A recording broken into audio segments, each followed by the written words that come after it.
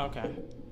Welcome to episode 94 of The Life of a TV Addict. I'm Sasha. Notorious FPG. And we're here to bring you the weekend TV.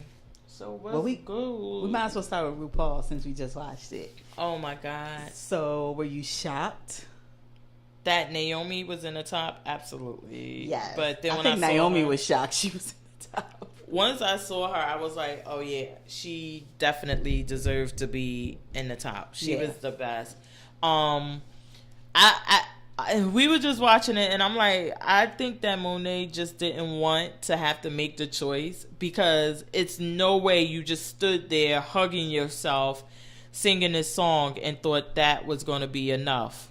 I mean, she did nothing until the end and let rainbows fall out of the glitter out of a umbrella. And then it was like, that's all you got? That's it? I mean, Naomi didn't even have to do no reveal. She just said, this is it. I'm just going to sing the house down. Yeah, but it was like, so even if that was your reveal, that was your thing. After Naomi did all of that, wouldn't you have said, let me step it up a little bit?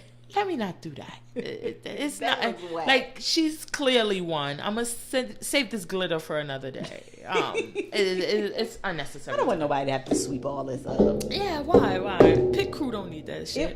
It was bad. I was really surprised at how bad Monet was, because in her season, and I think this time she's had to sing.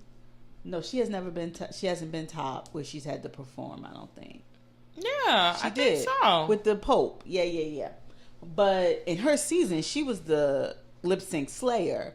She would be in the bottom, and she would lip sync her way to Back to Life.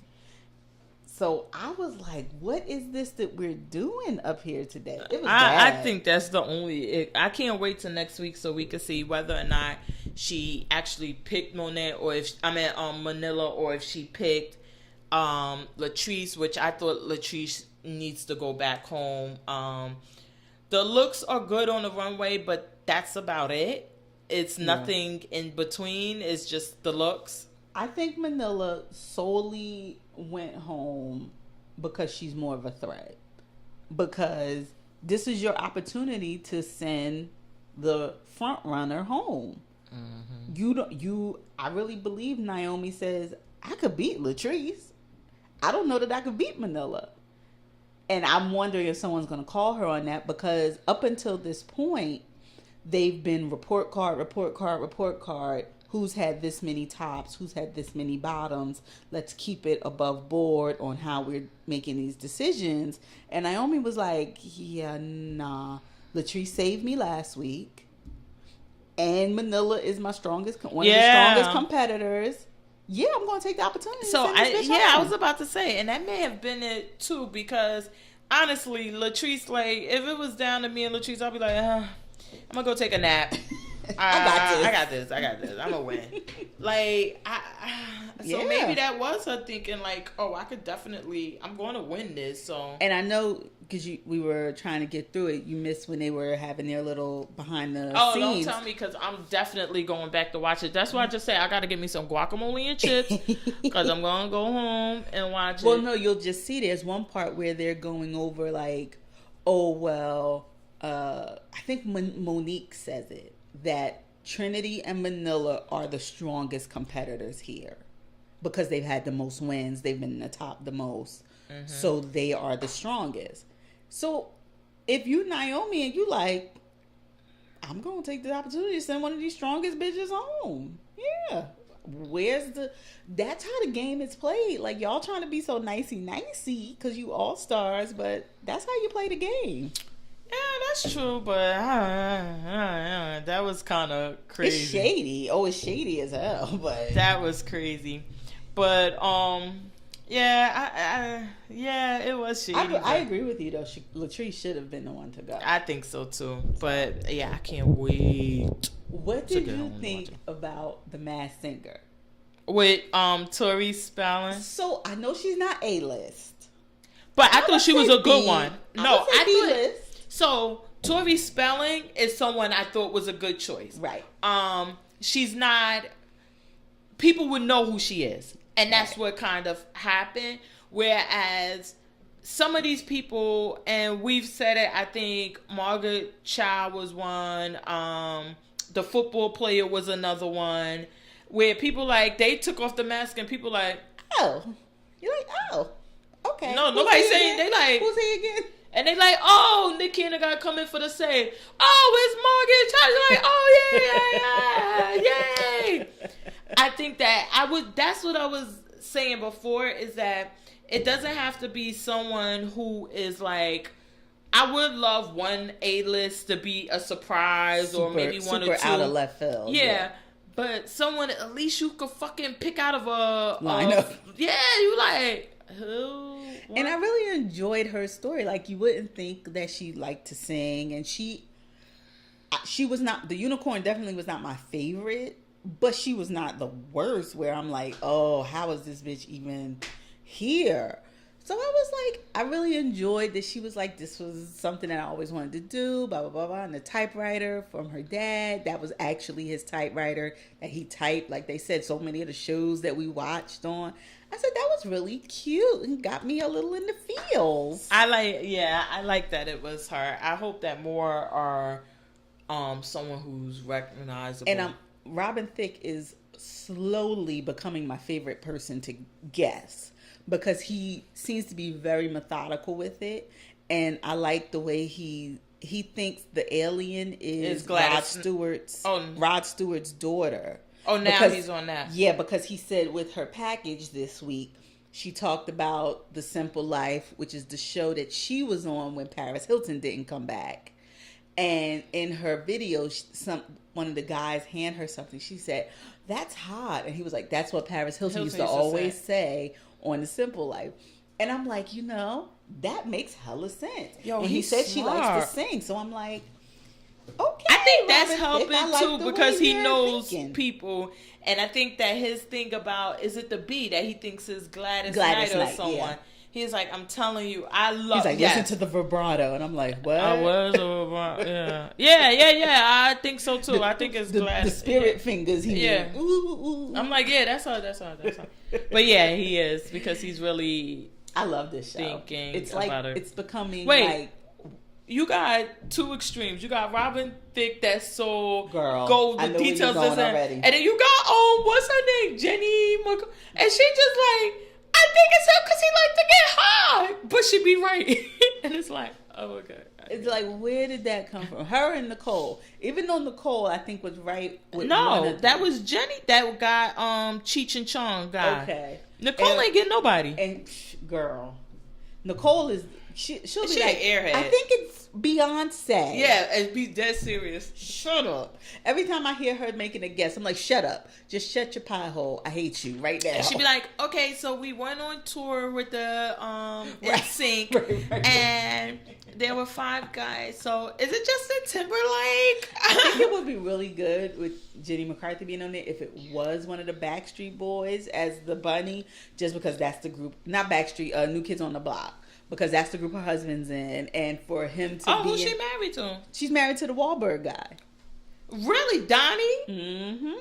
Yep. No, I didn't know that. They've been married maybe like 3 years, not long. Oh wow! But I think that would be funny. So I would really like it if he was like in on it, trying to hide it, or if it was him, like it would be like the Margaret Cho thing, like he'd be sneaking out, going to performances, and you don't even know. So I would like it if he was in it. But I mean, even if it was a boy band, it would be good because she's in that life with them, knowing like can pick them out.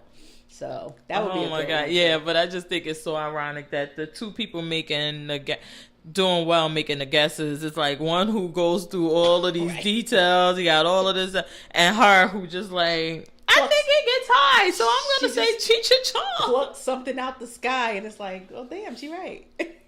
Oh my gosh. But I do love the scene. Well, speaking of Nick Cannon, oh Lord, he's taken over for Wendy Williams, who just this week, or is it going to be for a little while? I think it's going to be for a while, because it seems like whatever's going on with her, that there's no they said it's definite her leave. Because they're like, she was supposed to come back this week. Okay, we're going to get, I know she had the guy Jerry O'Connor or whoever do it for her before she. They're like, okay, we're gonna rotate some people. Okay, now, I did see Carla Hall one day too. That's my girl. Yeah, so it seems like something's going on, but then someone saw her down in Florida, and I'm like, well, what are you doing all the way down there? It's cold. If I'm fighting something, I'd rather fight it where it's warm. Y'all still gonna believe that she's fighting something other than drugs or her husband's baby mama? Well, now that is where the tea is really coming in, because I know there's that whole thing going on. So I'm like, do you just not want to be seen casting such aspersions on other people, and you got all of this in your house going on? That's what it seems like. I think that I know the last time when the whole thing came out with the expose with them following them for 2 years, and it's like, listen, you can say what the fuck you want to say. We got the receipts, and this is it. And she's like, I'm not going to speak on it. It's just nothing. She's a friend. And I'm like, oh, come on, Wendy. Like, you need to do more than that. Yeah. If you're going to be in this life. Because, well, I don't want to say because she tells other people business, because that's not a reason to disclose your own business. Right. However, I think it's because before you were more open about what was going on. Yeah. And now it's this whole secrecy and things. Yeah. And like some people say, like, you're giving out marriage advice and telling people about their relationships, yet you're in this relationship. So you can't always talk about what's good in your relationship and that your husband is you this. But then when he's buying a $700,000, well, I guess we gotta think about it this way. If you buy somebody a $700,000 house, but y'all worth 60, 70 million, it's like a bag to somebody, like a Coach. Yeah, it's like I bought a Coach bag. Don't worry about it, boo. Like, and then the house stays in your name. It's not like he put the house in her name. Right. It's in his name. Rental property.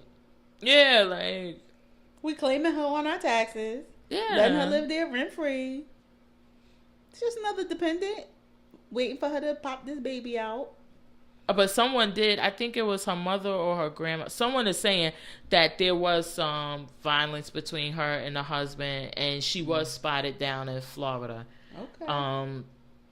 So I'm not buying this. I like Nick Cannon. I can see this being a good step for him, because I mean, of all things, he's entertaining. Yeah, I like him. So I can see him, and he can get on there. He knows how to talk. He knows how to be a little shady. I mean, I could deal with some wilding out in the middle of the segments or no, some I can't. segments. No, I love stop. wilding out. Well, listen, let's not go too far, because that's not that type of show. Right. I think that, in my opinion, I think that he would do a good variety show like Ellen does. Okay. I think he could bring it and do it, and I think he could do hot topics without it being gossipy and mean, and still bring that vibe that Ellen has. Okay. Now, that's probably not the vibe that Wendy Williams viewers want. Okay. But if it was, or if they were trying to go in a different direction, I definitely could see them like bringing him in and like, okay. I heard that Steve Harvey's show got whittled down. Well, apparently he was the only person who didn't know, because this is old news. But he was the only it with Kelly Clarkson. Kelly Clarkson, exactly. So what the thing is that, and I don't know how he didn't know, but this was at least 7 months ago, where it was out on the blogs that his show had actually got canceled and that they were replacing it with Kelly Clarkson.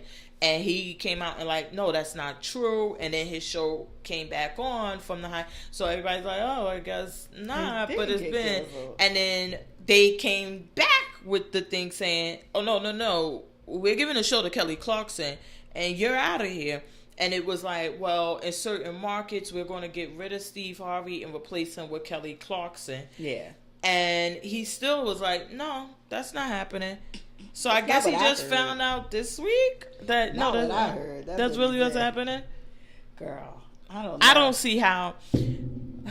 Let me tell you. First of all, Steve Harvey, you need to get your own shit. I hope you own this show or whatever, but I just don't see how Kelly Clarkson would be a replacement for Steve Harvey. I don't see it. I just don't see the connection or how that would work. That being said, I would love to see a Steve Harvey or even a Nick Cannon have a nightly show like The Late Show or one of those. And I don't mean one of these, I hate to say it, because BET, y'all just fuck up all the time. So I don't want to see one of these BET shows. I mean, a good quality competitor to Jimmy Kimmel, to Jimmy Fallon, to well, I don't think they could ever compete with Colbert because Colbert has a different audience. Yeah.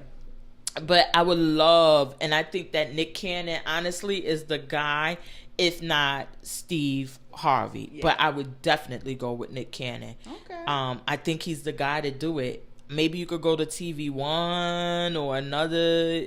TBS usually gives out the shows. Yeah, that's a good one too. Somebody else, but BET just won't do it right. So don't go there. I love black people too. You can't go there. They just won't do it right. You gotta go somewhere black people where they can do it right. But since you brought up radio, I feel like since this was one of our picks last week, we gotta discuss it. Killer Mike on The Breakfast Club. Oh yeah, I watched the interview. Oh my God, let me tell you, Envy, you know you a big man. You know you a big man. Beige mad. And I can say that because I'm a fellow beige person. I can say it too. Beige Shit. Mad. That was on waffle colored madness. Yes. I think that the problem Envy has, if anybody see it, is the Breakfast Club interview. It's on YouTube. It's really entertaining, especially if you watch Trigger Warning with Killer Mike. Yes. I think Envy issue is, number one, he's really insecure and he's trying to be Charlemagne. He doesn't understand why is Charlemagne getting the shine that I'm not getting. Yeah. And he's been trying to compensate and become him to get there, and it's still not working. Mm-hmm. Number three, I think that he comes from this flashy era and his circle, bragging about how much money you got and what you do is the thing. And that's what solidifies who you are as a person. You can't tell me it doesn't matter when you got the whole thing where you're posting your cars all the time and you're posting this. You're a shallow person. Your labels, everything. Yeah, you're shallow. Absolutely. This is what you and your wife do. You're shallow. She's shallow. And that's fine. But you got to own that shallowness and stand in it. You want to be shallow and flossy when it benefits you and gets life. But as humble, quote, and educated and about the people on the other end. First of all, light-skinned it. How could you say you're trying to help people when you are charging them to come to a fucking seminar to talk about buying houses at auction? If you were really trying to help them and empower them, you would do it for free. Mm-hmm. Then after Killer Mike goes off on you, you're like, well, I'm giving 20 students. I'm going to pay for them. Well, why are you paying for them? Why isn't it free? Why aren't you going to the communities and offering this for free? Like, listen, this guy usually charges... I don't even want to talk about these housing centers. Don't sign up for this shit. But anyway, this guy charges $3,500, or he won't come unless you have 20 people for $50. But I paid him to be here, or I asked him as a favor, and we're going to get y'all all the information and show you how to do it. Or you could even go one step better and say, look, I'm going to provide the financing for you. It will be a loan. You will pay it when you sell off this house. Mm-hmm. But I'm going to provide the financing for you to get into this business. Because I don't give a fuck how many of these seminars these scaminars y'all hold. If a person doesn't have the money for auction or can't get the loans, they're still going to be in the same position. So you're like, I don't ever see them at the auction. Yeah, motherfucker, they ain't got the money. They ain't got the money. I still got to have at least $10,000 to come in there. So why don't you say, this is what I'm going to do. I'm going to open you up.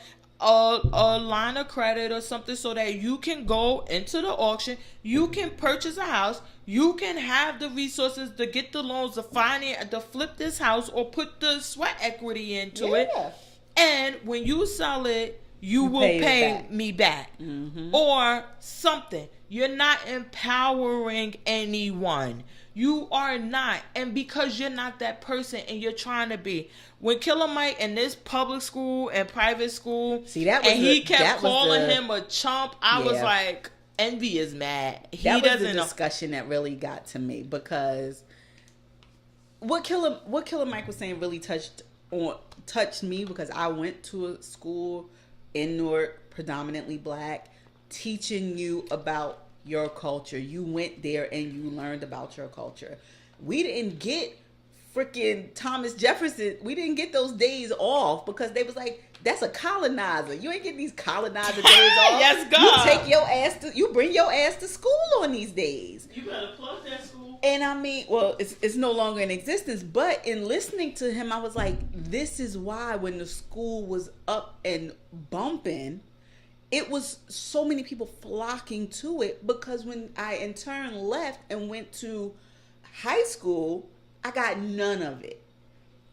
And just what he was saying, like, if you can't make a school, you going to a school where you paying $20,000 a year or something, and you still doing mediocrity, it's not worth it. My daughter know about business. She taking business class. Huh? When he said they teach them to be billionaires, I said no. They teach them to be looked down on by their classmates who look at them as, you don't even belong here. Their classmates don't look at them as equals. And how could they teach them? First of all, they can't teach them to be billionaires, because all of the billionaires in our country are not taught. How could you be taught to be a billionaire? You could only be taught skills. Right. You can't be taught. Bill Gates is not Bezos ain't go to billionaire school. Yeah, he didn't go to billionaire school. He computers. Yeah. He didn't even graduate college. The other one too, Warren Buffett. Like, what the fuck are you even talking about? But I think that his insecurities, that when someone is not with the flashy, the money, the shallowness, he does not know what to do. Mm-hmm. When they are able to be. And they're able to debate intelligently. Mm-hmm. Because I think that's the problem. And I think, I'm sorry, it seemed like the fact that Charlemagne was right on and with Killer Mike made him even angrier. Because it's like, oh, so y'all, now you making me look stupid. Like, and especially you what understand he said what you're talking about school teachers. My mother was a teacher who became a vice principal. He's like, you're not gonna put words in my mouth. You said that. Yeah. You said that they don't put the effort in. You didn't say my son played football in North. Overworked. You didn't say they don't have the means to have a classroom with only 15 fucking students. But my son played football in North. Please. Is that the same son that you was mad at Chris Rock for? Shut up. I'm like, oh my God. But I think that the thing what Killer Mike was saying is that, first the fuck all, you live in one of the richest towns in New Jersey. The richest. And if we want to go all the way back, you did not make this money, Envy. Stop. You won. Y'all sued Viacom. You and your wife, y'all sued them. They paid y'all. You sued, your wife sued, and y'all sued on behalf of your daughter. From my understanding, the settlement was around $10 million, if not more. Mm-hmm. Y'all did not earn this money. Exactly. And if anybody don't know what I'm talking about, Star from Star and Buckwild used to be on what the Breakfast Club station is, Power 105. He said that he wanted to R. Kelly Envy's daughter while Envy was on Hot 97. Stupidly, he continued to repeat it when people called him and asked him to repeat it, because a lot of people didn't hear it, so they were able to record it and get it. Based on that, they sued Viacom, and Viacom settled with them because, I mean, it's on tape. You saying you want to hurt a little girl. It was there. And that's why you got insurance. And they paid them a lot of money. Yeah.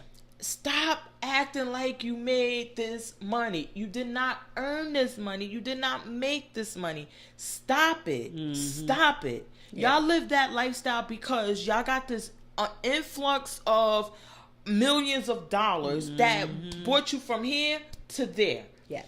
Now, and notwithstanding that, you live in one of the richest towns in New Jersey.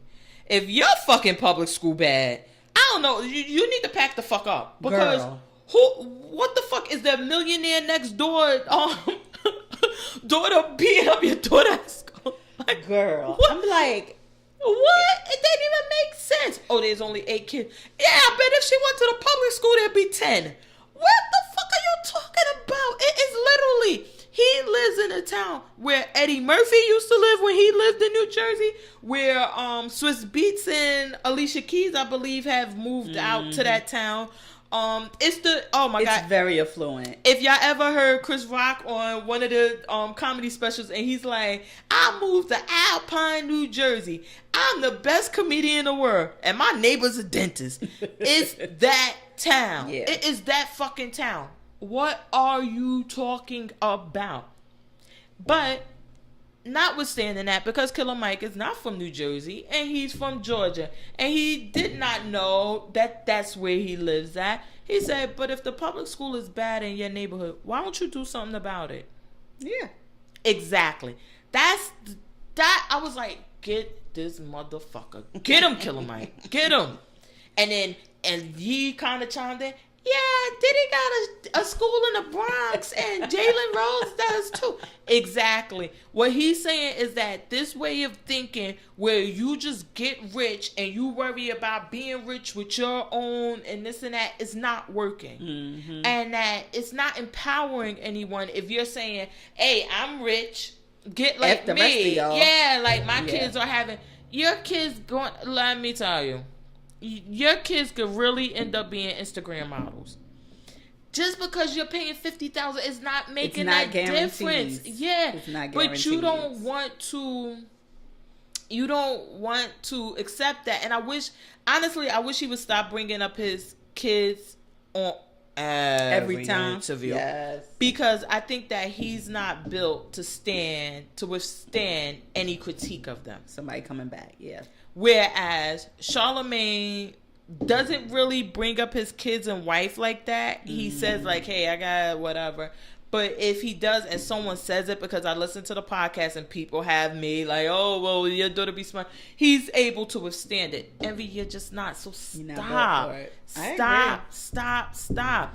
Oh my God. I was like, yes, Killer Mike, talk that talk. Killer Mike, I love when he took the chain off. He was like, let me take this shit off. He said, I just want these young niggas to know I can. He said, I got old nigga ego problems. But anyway, let's go on.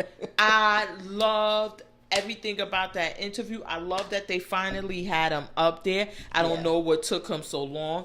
I would have loved if the interview would have just been, I'm sorry, that's why I keep saying they got to get rid of Envy. I would have loved to hear him and Charlamagne go more into it. Mm-hmm. I love when Charlamagne was like, no, my mother was a school teacher and this is what she was about. And he was like, I do have that concern with sending my daughter to that school. And there, because he lives in New Jersey now, and he's like, I'm in an affluent area. I'm sending my kids to school and there's all white people. I do have that concern too. I love that. I think that could have been a great conversation. I love what Yee put into it. Like, look, I've had that experience. Definitely. I love that. I think that conversation could have been so much more powerful. Yeah. Even though I think it was. And maybe the fight will help it get more clicks. But it's another. I just think Envy has to go. In order for that, either Charlamagne needs to go or Envy needs to go. And then they bring the Breakfast Club up to a different level. Yeah. Let me tell you, Killer Mike, I never was into anything. I didn't know what he was doing, but I'm so here for it. I love the whole thing he said about, because we watched his show, and when they built their own community and he kind of rigs the election, and he like, even watching it, I learned things that I could have done better, how I could have been a better person. Yeah. He was like, I shouldn't have done that. I should have conceded. I shouldn't have tricked people into it because I wasn't a good leader. He like, what made me better than that sister? She had all the qualities to be a good leader, but I had the name. I wasn't willing to do the work. I saw that. I wasn't there. She was willing to do the work. I love that. When I said this man was everything that you're being added to Super Soul Sunday. I will be watching it with, you're in good company, Dame Dash, Master P, I think I got Soulja Boy in there, and then Oprah. So you're in good company. Yes, you're in good company. Definitely. But oh my God, I just love that interview. That was the only one they had recently that I was really into, other than Soulja. Big Soulja. Yeah. Drake.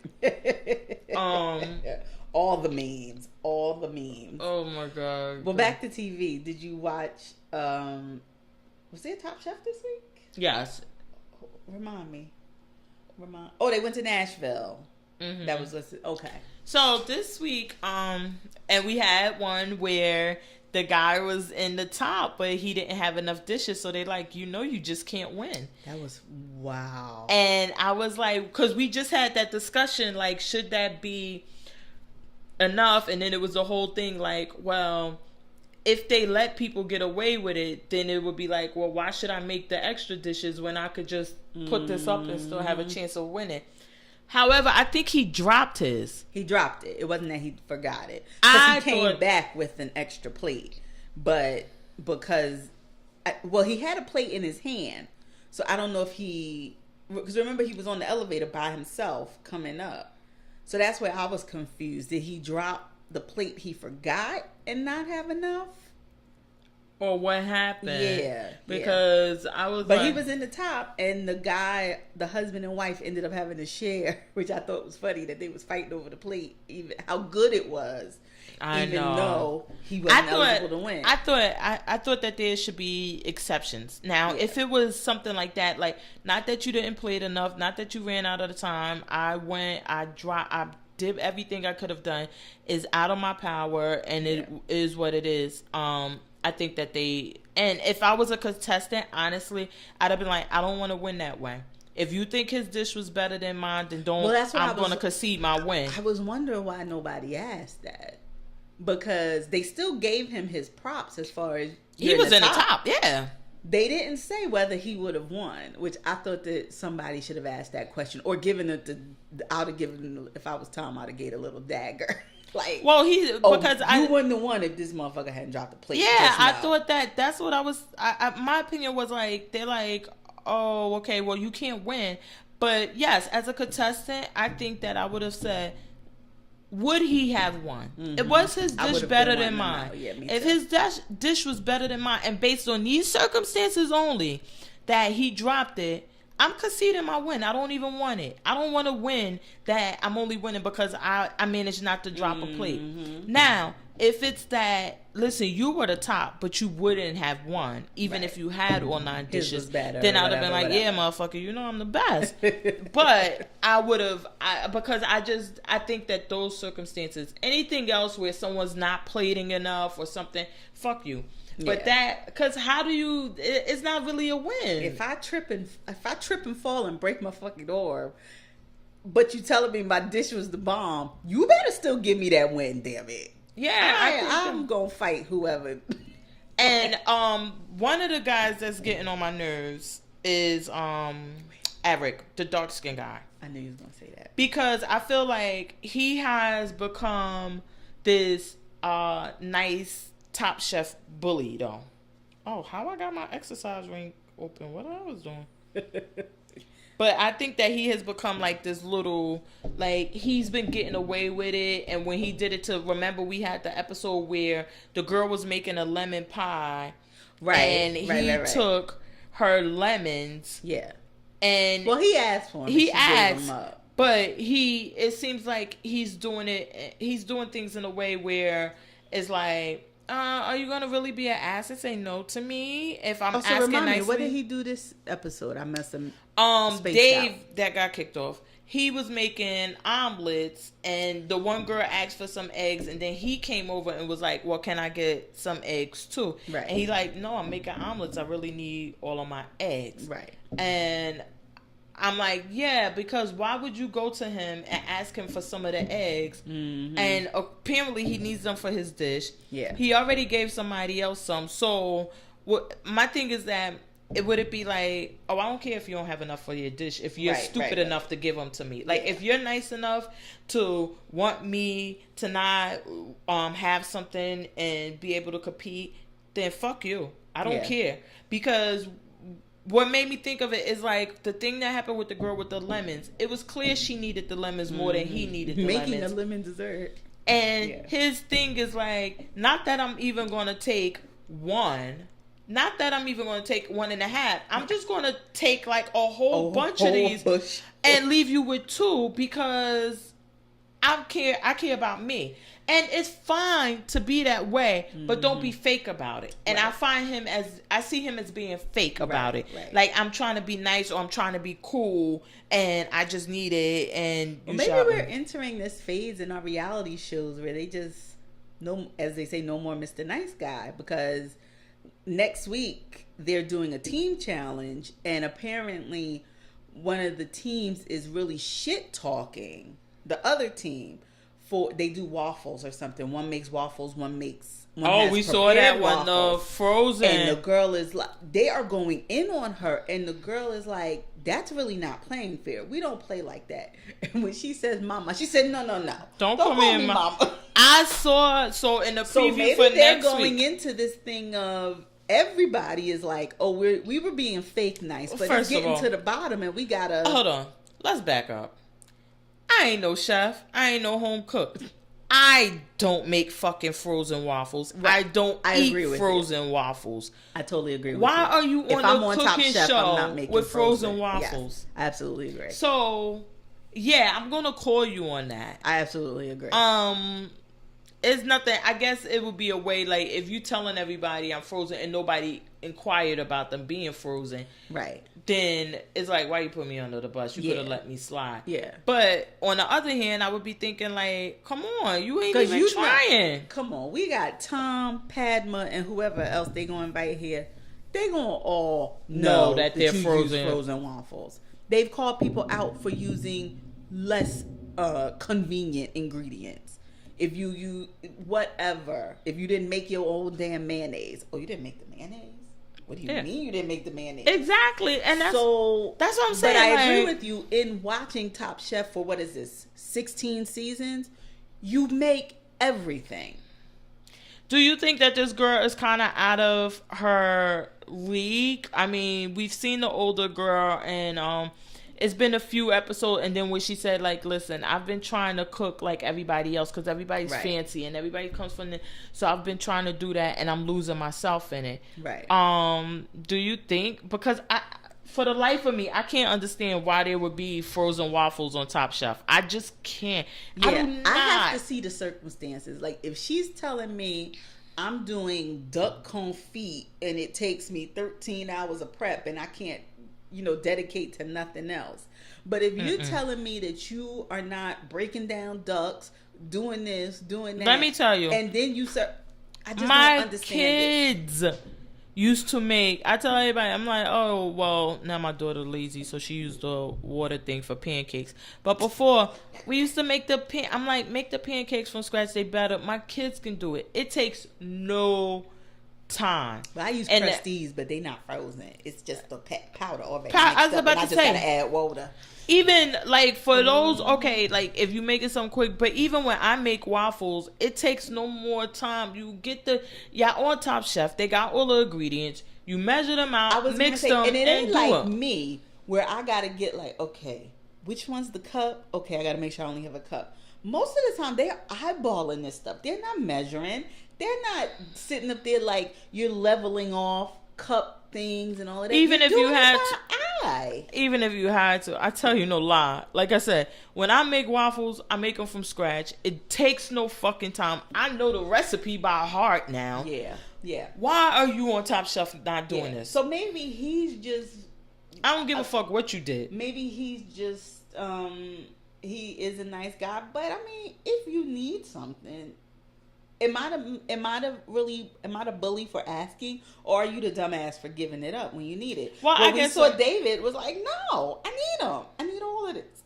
But I think that the way he came over, it wasn't like, hey, Dave, you you felt it was kind of hovery. He came over to grab some eggs. Like, I know I'm going to get these eggs because I'm going to get them.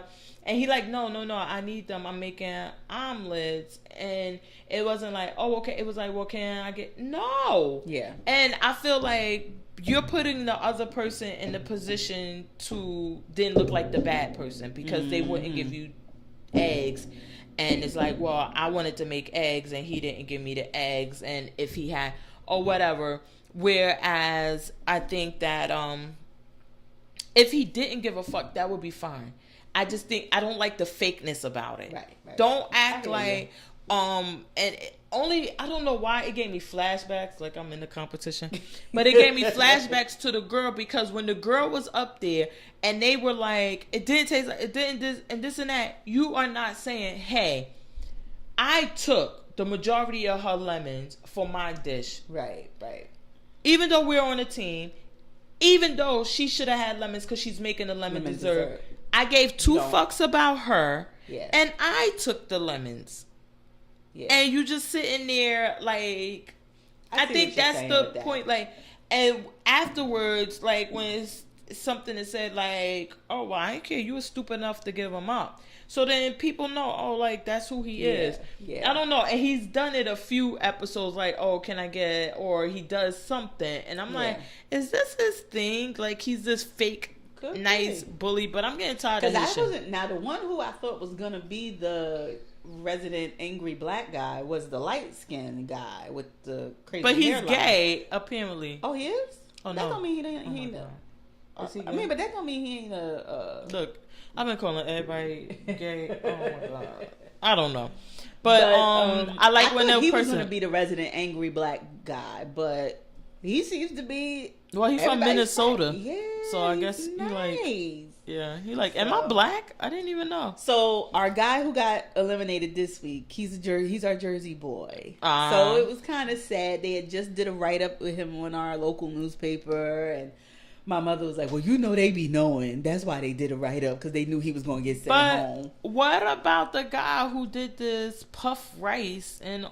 I don't know how his dish must have been really bad for that shit not to get him sent home. I was like, what? It don't even look or sound good.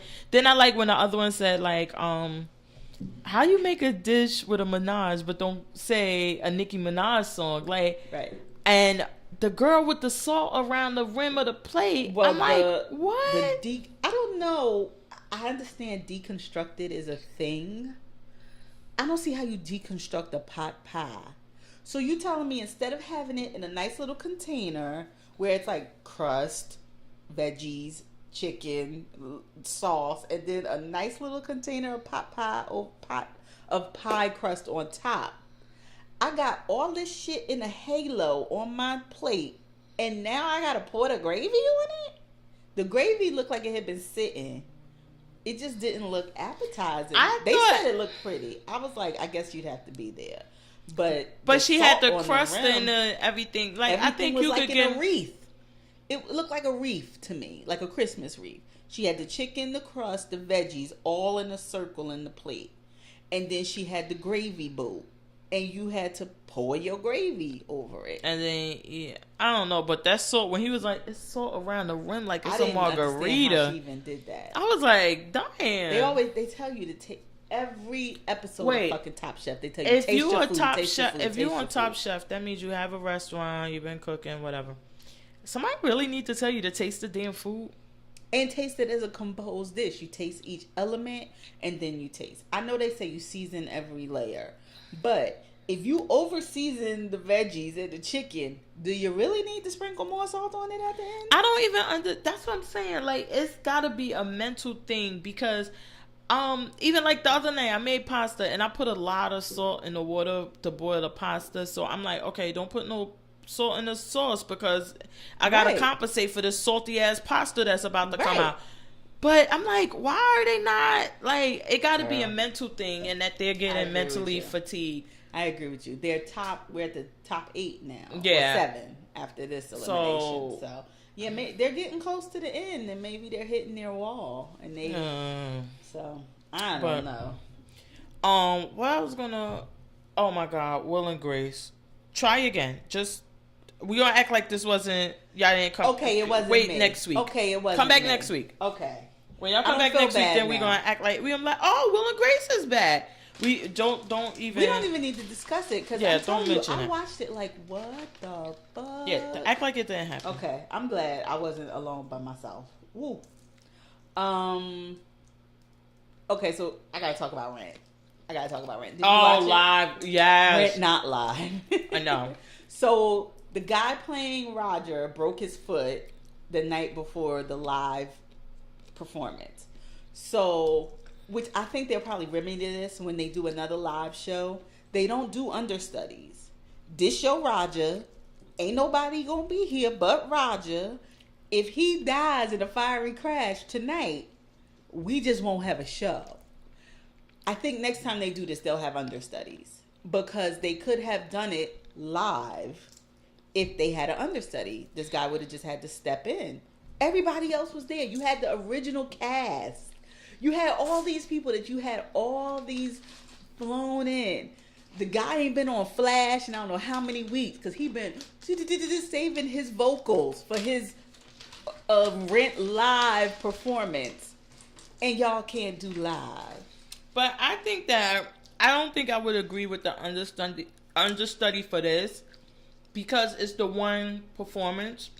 Maybe what they could have done, which probably would have been too hard, is to like, listen, I guess he broke his foot. You can't ever get him back.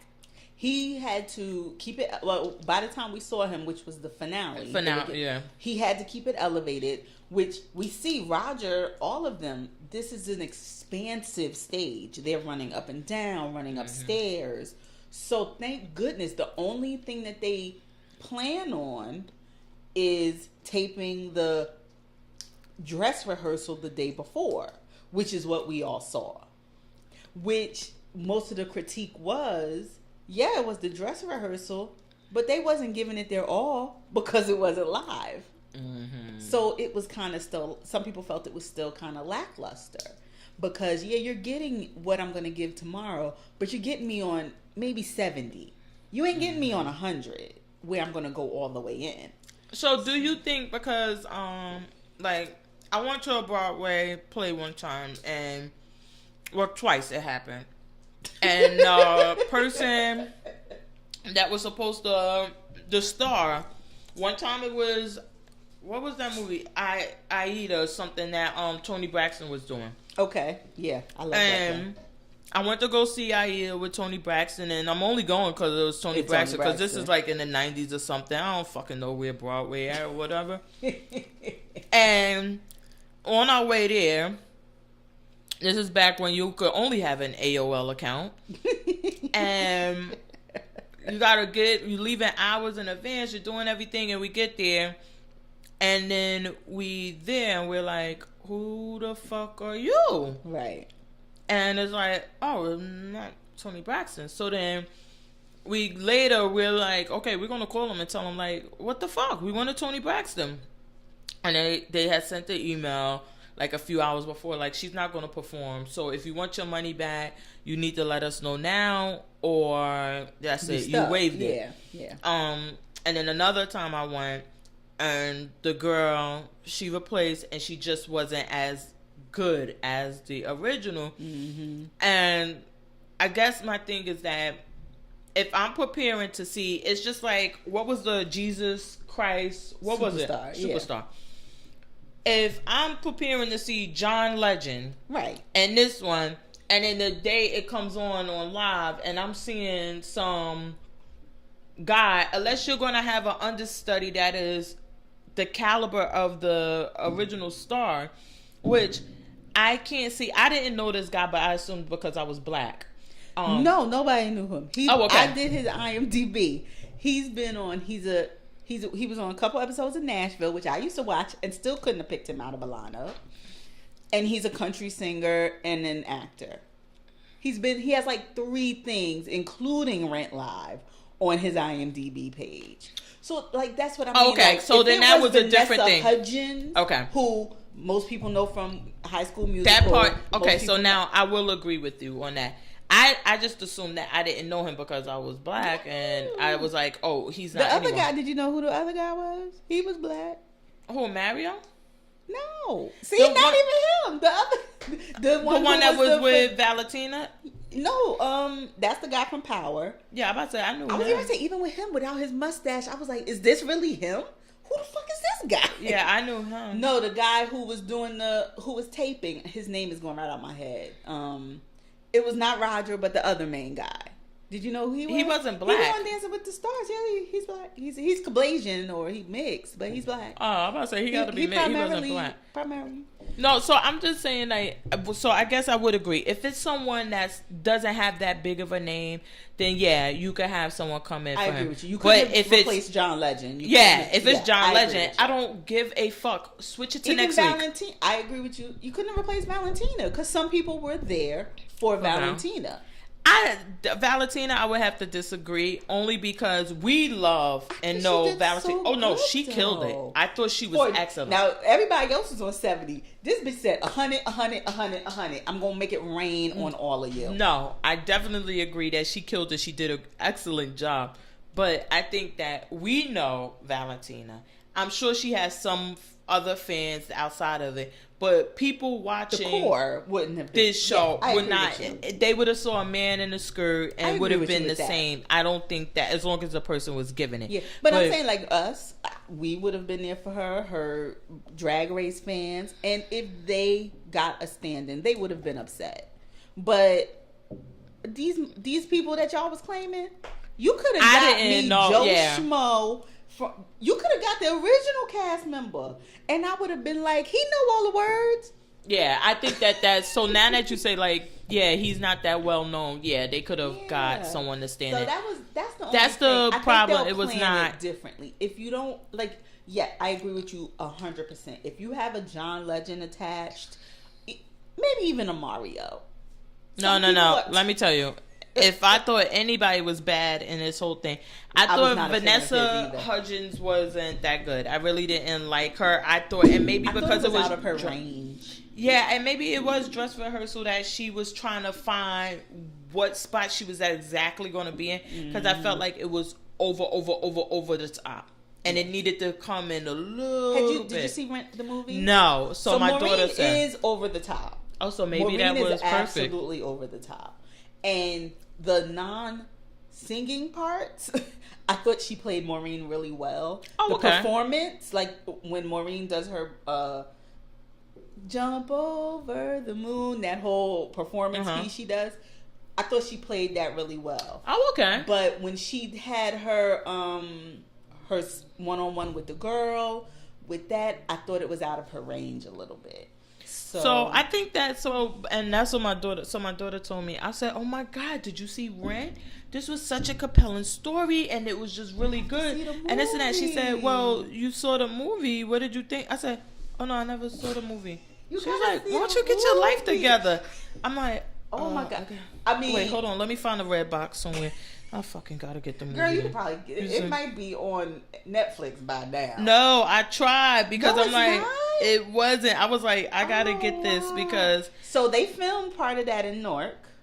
Okay. Certain at this school in Newark, the performance pieces and the things that were inside that were supposed to look like the apartment but weren't. They filmed it in Newark, and I thought Mario was really good in it. Tay Diggs was Mario. That's who the character was when I in thought the movie. He sucked. Tay Diggs was good, so I don't know why Mario was so. Mario was horrible. Yeah, he just was flat. Like see, people sleep on Broadway. Broadway is not for everybody. You got to be above par, not just par.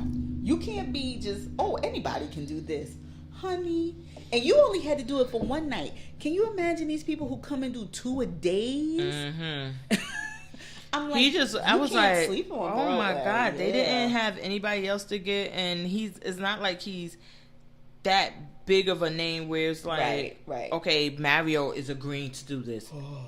Clear your calendar. It was like, it's fucking Mario. Like, yeah, I really thought of everybody, Valentina really put herself separate from everybody. I thought else. she did. She definitely killed it. I thought the guy that from Power that played her boyfriend, I thought he did an excellent job. Yeah. I thought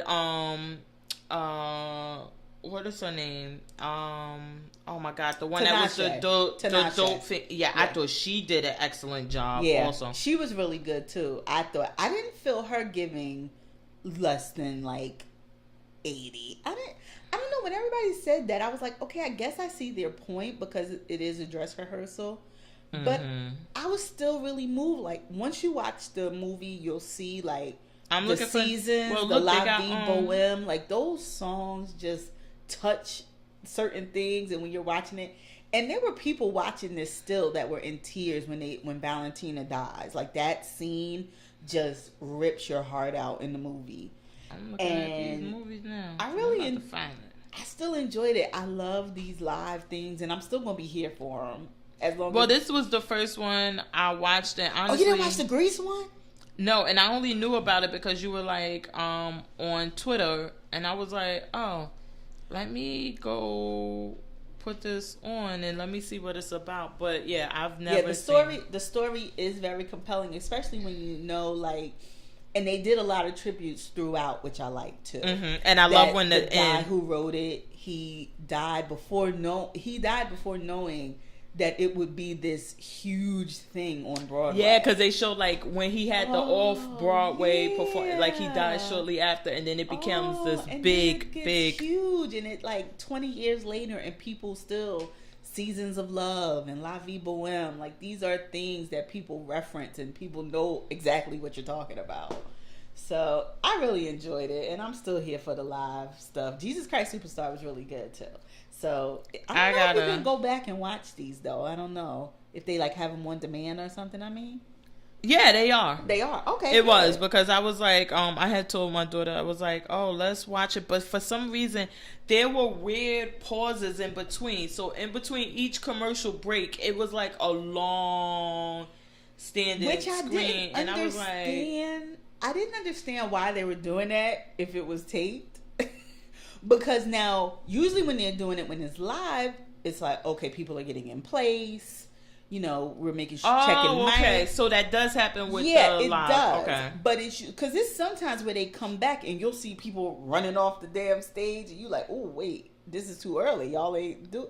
So that is normal. But with it being taped, I'm like, why the fuck is y'all doing this? Yeah, what are you why? Yeah, it was that was my one thing. I was like, oh my God, I cannot watch this again.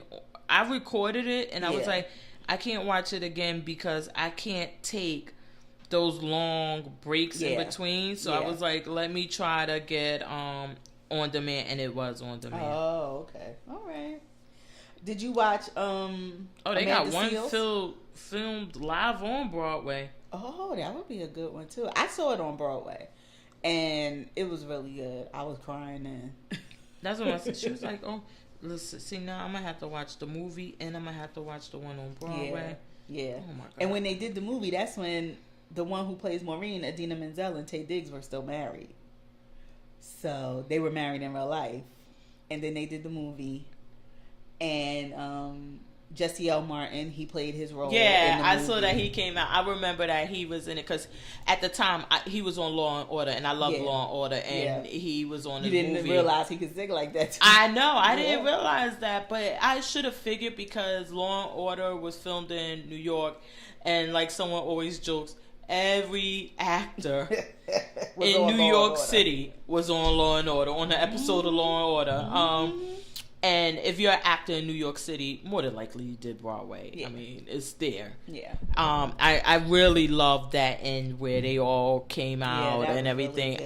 Really and then I love because Taye Diggs' wife is the Frozen lady. Well, they're not married anymore, but yeah, that's her. So when she did her part and did it, and then I loved when the other girl. I mean, Do they do that in the movie? Yes. Okay. I'm about to say, I ain't watching a fucking movie unless I get that closer. It's them three are definitely in the movie. The girl, the girl from 911 who is with the lesbian firefighter. That she plays Maureen's female lover in the movie. And it's got like people that you recognize other than those I want to see. So you're really gonna enjoy it. Yeah. I gotta watch it. Did you watch Amanda Seals? No. I Be Knowing. And I said I was gonna watch it, but I was like, am I gonna spend my time doing this? It had moments where I did guffaw, laugh, and then there was other moments where I was like, cricket. She's not a comedian. Mm-hmm. So, and maybe this is where HBO really did their damn thing. They filled the audience with people who love her. They follow her on Instagram. They follow her on her page. They know all her catchphrases. They know, like when she was going to say something, the audience would finish her sentence. So if you're watching it, you're like, yo, she is killing this audience. And then it's like, but they all know who she is. They love her. Well, we've both been to a filming of a show before. We know how that goes. Right. So we know that that's not always the case because there's a lot of production into a show. So there could have been before it started, like, oh, when this, say this or that, or maybe she came out and like said a few things and reminded her. Or because we've been to the same recording where they will actually just stop the show and tell you what to do. Right. Prior to the show, they tell you, oh, when you see this, we need y'all to come on. You could do better than that. Yeah. We've also seen, which we know what they're doing is recording that noise so that when a joke or something happens and no one is laughing or no one is clapping, they can just input it later. So but I don't know. You'll see what I mean when you watch it, because when she closes, comes back on stage for her encore and everything, she starts singing this song, and I'm sitting there like, not today, it's something. Yeah. Okay, that kind of audience is into it. So I wonder if it was a thing of maybe, I don't know, fan club. It could have been that too. And they was like, hey, Amanda's performing at the Comedy Store, and we'll give you free tickets. You get 2 drink tickets. Yeah. Come through. You're a preferred customer, Amanda Seals VIP. And so they all knew the catchphrases and knew like where she was going with certain things. Oh, that definitely happens too, because I've won tickets that is way more feasible, where they tell you like, oh, and you really, let me tell you, there's no way I got that lucky, but they're like, oh, we're gonna have a contest, and you tag somebody and they be like, okay, you won the tickets, do you want to go? And you like, hell no, how? Or I was the only person in the competition. Yeah, so they're just trying to fill the audience to a certain extent, because some of it was. I can't believe that she would have that much following for comedy. I just right. I don't know. I just don't believe it because I just don't see her as being that funny. Mm-hmm. And I don't know. I really don't know. And I mean, I haven't seen her. I know she's been going on these tours and doing things. I believe that was her background, marketing or something like that. Right. She was working at a record label. She was a rapper. She was a singer. She was all trades. Yeah, so I'm sure she knows how to the business part and how to work it. I don't believe she's talent, and I'm not supporting her. So fuck her. I'm moving on. Full disclosure, I'm gonna give it one more. But I think I might be out on Siren. What the hell is going on? I don't know. I was hoping you could tell me. I know that they in there, but then they like, we're going to let them swim at night, but then y'all can't swim around people because you eat. I'm like, why are they biting people? The whales is coming on, and then I'm giving it one more episode. So I say I need to rewatch it because it got to be some thing. Well, I know that the whales and the reason they can't go back is because of this offshore drilling that they're doing. and they're saying that they're mapping the ocean floor and sending out sonar, and that's what's fucking with them and fucking with the whales. But I'm just like, I don't know. I'm just not enjoying it as much as I did the first season. I'm not enjoying Ren trying to have sex with the two of this couple, because she just make it. Let's do it or let's not. But let's not keep having this fake sexual tension that nobody believes, because I don't believe she smells like anything but mackerel. No. So, yeah. And apparently, do you think that the thrill is gone? Yeah. That when we saw it last season, see, the thing is, last season when we saw it, you know, I love mermaids, so I was like, yeah, mermaid. I don't care what it is. I just want to watch mermaids.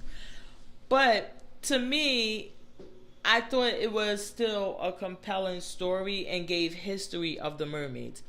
Now we're trying to get into this offshore drill, what is it called, whatever, and get into this environment thing, and we're losing this story of the mermaids, because now they're out of the water, they're being here, and now this story is about the environment, and we're getting the relationship stories with the other couples. And I think we also got a little bit with the mermaid and her going to the father to get her money or whatever it was. And it's we still need more of that story. It's kind of all over the place without getting those stories like on Grimm. What we loved about Grimm, but then they did turn. Let me tell y'all, Grimm, I still love y'all. Oh, I still. They should put y'all on TNT though, but at night, cause nothing on TNT no more. But anyway, I like to watch basketball TNT, but I do like Grimm. Okay, back to the thing. Grimm, remember when it first, every week it was this story into what these were, and that kind of honed in on the nerd and everybody who watched the show. Right. That we're these people who love details. Yeah. And those type of things. Now, the Mermaid Show was doing it in the beginning, and it was so interesting to learn different things about the mermaids and then the story, and then you got this battle with the human, but you're still getting this background story. And now they're like, okay, y'all should know enough about mermaids. Fuck that. We moving on. Right. And even like this week where they had this whole party with the mermaids, and they're like, oh, this whole town is obsessed with mermaids, that they just were like, yeah, more than you know, and moved on. It was just like, absolutely, you're touching on I just thought, I was like, too. Yeah, I think that they're kind of and because even with Grimm, you had this big bad, but then you had, like you said, there was always these little stories. So even though we would get these little stories and these monsters that he would solve in an hour, but then we'd come back to the big bad and the thing that was going to carry us through the season. I don't see what it is. Now, I said I'm giving it another week because I see one of the girls who ran, is in her posse, whatever. It looks like she's going to challenge her for leadership. I saw when she broke her thing. So I'm like, okay, now if y'all get back to this of how do things work in the water versus how they gonna work on land, and do we fight in the water? Do we fight with sticks? I might be back. Oh, yeah, so I'm giving you one more episode to see if you can rein this in, and then I might be done. Yeah, I think that's really what it is. But yeah. The only other thing I wanted to talk about, well, two other things. I had showed up I Am the Night that came on TBS. Did you watch it? No. Was it really good? Oh, you are going to love this show. You're obsessed with murder. So it's about, well, it ends up being about the Black Dahlia story. Have you heard this story about the girl who was killed in Los Angeles, maybe in the 20s or 30s, and they never solved her murder, but she was carved up. Like, it has haunted people. And there was this woman, it's based on a real story, this woman who wrote a story about finding her parents who gave her up as a child, and she finds out that she's related to this doctor who recently his son came out and said, oh, my father was the guy who did this murder. He was a doctor. Oh, wow. And he's the guy who did this murder. So in her finding out, she ends up going to Los Angeles trying to find this guy. I'm into it. I don't know how it's gonna pan out. I didn't read the book. I know a little bit about the Black Dahlia, but not like specifics of the case. Mm-hmm. But I am into it. Chris Pine is playing this junkie private investigator who I think is gonna link up with this girl, and somehow he's gonna he's gonna open up that these two things are connected. Mm-hmm. But I'm here for it. The first I gotta episode give it a really try. I good. haven't. I really didn't hear. I mean, I didn't watch it, but I'm definitely going to give it a try and see what it's about. I didn't watch Black Monday. I totally forgot about the show. So let's not go there because I want to go there. Okay. When I go there. But what about Housewives? Did you watch Housewives? Oh yes. Housewives of New Jersey is getting so good. You're not watching it? No, I gotta catch up. I've been so far out. They are so crazy. I'm gonna catch. But yeah, so in Atlanta, they're still in Japan. Okay, they're still in Japan. And when Eva, oh my gosh, Eva she went in on Marlo. Girl, I was watching this episode. Full disclosure, I was watching it at work. I was in my office trying not to scream. Because when Eva was going in on Marlo, it was just giving me, I was like standing she was up, like clapping, like, and this is why you on this show. Wait, I need you to do that every day. Well, now I think that's the thing is that we've been saying like, oh my gosh, she's just so boring. What is, like, how did she get this show? Like, what's going on? And I guess that's how she got the thing. When she said the hoodie helmet, and when she told him, you don't go get your got to be just... and get them I was like, but then I love when she went to go tell Nene Marlo, and Nene was like, you know that wig was wrong. I was like, you need a friend like that. Like, girl, I love you, I support you, but you know that wig was wrong. You know that wig was wrong. Oh my God. Only thing I didn't, let me tell you, and I'm glad that Eva didn't really focus in on it or give it too much attention. I hate when, as women, we do things to women or say things to women that would only affect another woman. Her saying something about, I don't know if Eva made the decision not to breastfeed because she wanted to smoke cigarettes or whatever, but her saying something, that's why you couldn't even breastfeed your baby, smoking those cigarettes. I really didn't like that unless Eva came out and said, listen, I love to smoke cigarettes, so I'm not going to even attempt. I was very offended, and I don't even have kids. I like very few kids, but when Marlo was making it seem, and that's why you got 2 kids by 2 different dads, I'm like, and Candy should have been there, like, yeah, me too, bitch. Me too, bitch. Like, I don't like. I agree and it wasn't wholeheartedly. Like, it wasn't like she had. Well, I didn't. The thing is with that, I could see like if she had 5 kids with 5 different men, then we got something we need to talk. But you're married to a year-old and a 2-year-old, and it's 2 different men. Shade the shit out of me. You know we live in this good old state called New Jersey, girl, where there was a set of twins born, paternity proven that these twins had 2 different dads. Mm-hmm. So. This is, I mean, but this is something. When you call me on that shit, what can I do but say, you right? Right. But she's married to one, and she has the other one. Like, I didn't even think it was something to comment on. Other than Marlo was grasping for straws at that point. Because like, she was serving her head on a platter. So she was like, what can I say that'll get the most traction? And I loved that Eva paid it nothing. That's what you do. Nope, I'm not giving you that. And then when she took the shoes off, and these are designer, like, I wish you would stop just because I don't have labels all over it. Right off the run, I was like, give it to her. Don't you stop. Don't stop. And I love. I love the tour guide was even laughing at some of the jokes. I was like, yes, you stay on her ass. He said to her, she was like, Marlo, you know you can't throw shade. You know you can't play the dozens like that. Why would you even try? Eva is She gonna come for your neck. No, I was like, Eva, don't you stop. You keep on going. No, when she took, because she like, oh, so labels your thing? And I've been wearing labels since. And then what else you got to say? Oh, and then that wig. And I was like, oh my God. Yeah. It was like from Tokyo all the way back to what's her name. She was not. Didn't they keep showing the time on the bottom? It was like 2:15, 2:35, 2:50. She is still reading. Reporting live from the shuttle. Eva is still reading the shit out of her. I know you don't watch wrestling, but it's like, okay, she tapped 1, 2, 3. Let her off the No, mat. that's the thing. Marlo wouldn't tap. Tap out, mama. She got you. Just be like.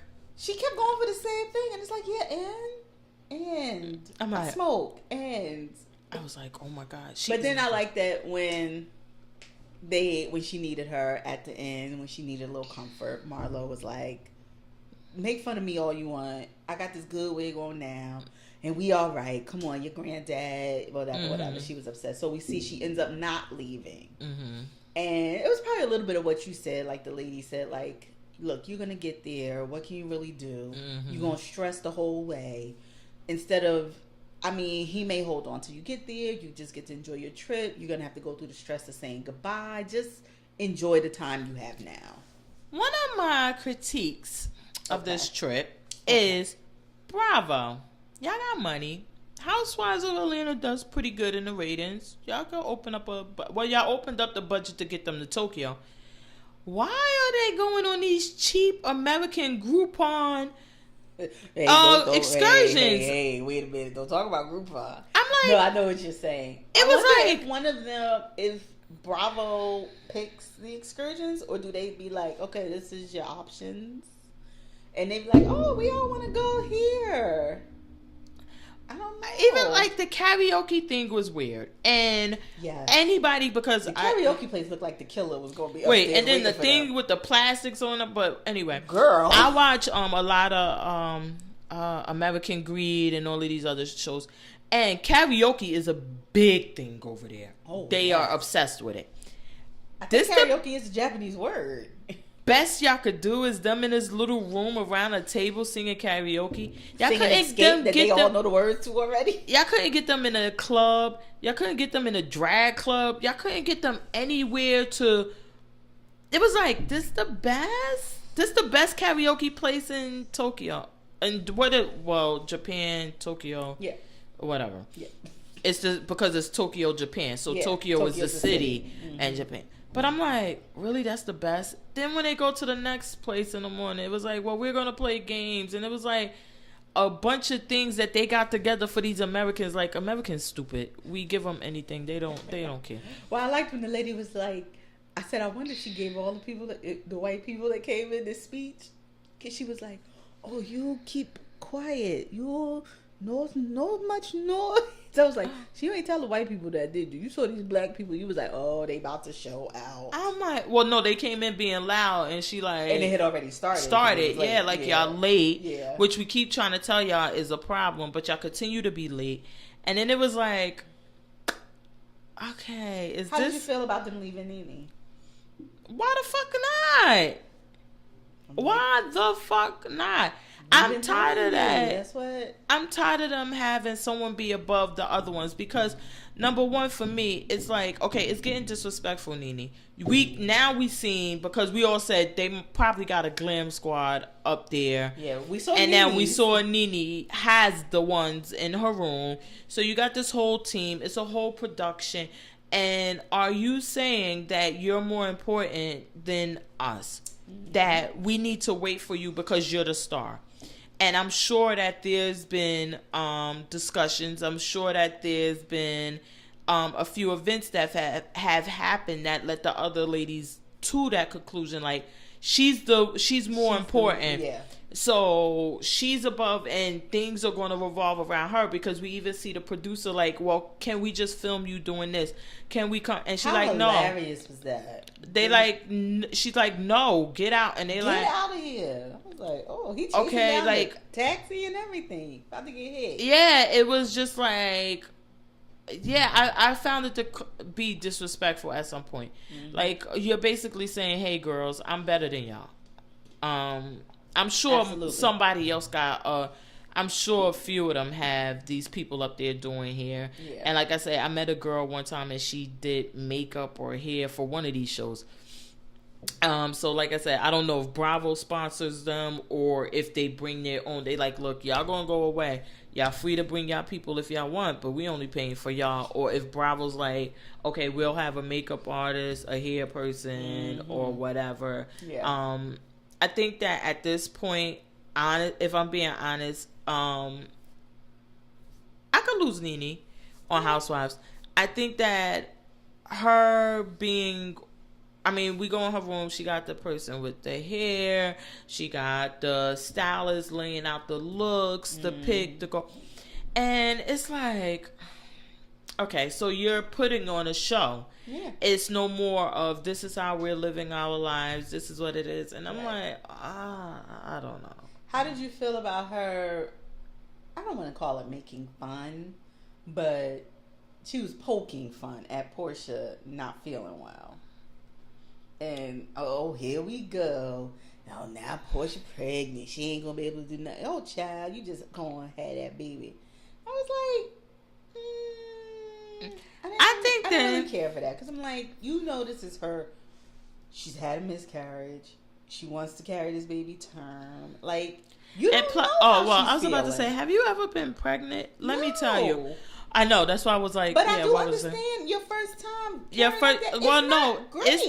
It's the timing of it. Like, it's first trimester, second trimester, third trimester, and there's certain things, like when she was always saying like, my head hurts. Mm-hmm. I mean, I think that's one of the things when I was pregnant before, and I would drink coffee after coffee. I'm like, oh my God, what are these headaches about? Right. And you're sleeping all the time, and it's the early trimesters where you're really not feeling well. Right. I think that in America and with television, with different things, which they got this show on Netflix. You gotta watch Yummy Mummies or some shit. Oh, and it's like this fake reality show about these pregnant ladies in the UK. But it's like, they have told us now what pregnant women are and what they can do and what they look like. And it's like, okay, well, this whole thing with the snapbacks and why you're so fat when you're pregnant, you don't need to be fat. And I know someone who worked up to the day their water broke at their desk and they pushed the head out to crown, and before they left work they was still working. I think that has become the thing. But there are people who are like, listen, I know I was one who I could not walk towards the end of my pregnancy. And people, I'm like, you can't do that. I think she was just making some light shade for her confessionals to have jokes. Yeah. Which, Nene, you ain't learned yet. You're not a comedian. But I didn't really feel I didn't feel like she was taking a real shot at Portia. Okay. So that was my whole thing. I didn't feel like it was a real shot. Okay. Did anything, Marlo with that damn wig? I was like, Marlo. Wait, which one? The Kabuki one? Yes, with the bow and I'm like, Marlo. Kept getting caught on shit. Marlo is good for some comedy because she's just so evil that I laugh at her because she is a horrible person, it seems. Oh, I know what we gotta talk about. Tanya and Nene. Like, was Tanya OD or was Nene OD with the I don't give a fuck about you and your relationship? I felt like Tanya was a little OD this time. Like, I saw what she meant after the first time, but I thought it was OD when you obviously see someone is having a bad day. And if she let a Bravo producer tell her, no, ask her now, you the dummy. Because you done dealt with this bitch enough and heard in Atlanta enough to know. If I'm telling you, I done got left already. I'm fighting with my husband. He at home fighting cancer. He claimed he handling some shit for me, but he got an attitude about it. And you gonna come ask me about some shit I read at the temple? You deserve this cussing out.